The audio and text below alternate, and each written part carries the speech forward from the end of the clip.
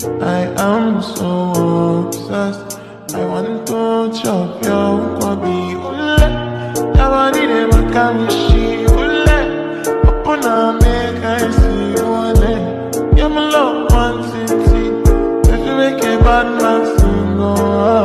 एक टाइम था जब एस कसम सिर्फ पोकेमॉन मास्टर बनना चाहता था, लेकिन उसे बिल्कुल अंदाजा नहीं था कि एक दिन उसे पूरी दुनिया और उस लड़की को बचाना पड़ेगा जिसको वो अपने दिल से सबसे ज्यादा चाहता था। उस लड़की का नाम था सेरीना। कालोस रीजन, एक ऐसी जगह जो कभी खुशियाँ और रोशनी से भरी रहती थी, आज पूरी तरह बर्बाद हो चुकी है। ऊंची इमारतें टूट चुकी थी, सड़कें आग में जल रही थी और आसमां पूरा काला पड़ चुका था। चांद की रोशनी के नीचे एक लड़की खड़ी थी, Serena.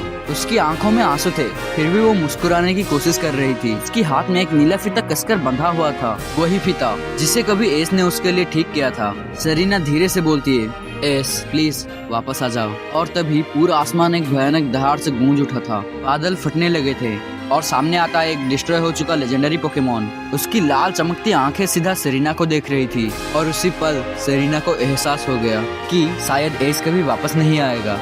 Pokemon melody of destiny episode 1। वो लड़की जो इंतजार कर रही थी 6 महीने पहले, तब सब कुछ नॉर्मल था। एस और पिकाचू कालोस आए हुए थे सिर्फ सेरीना से मिलने।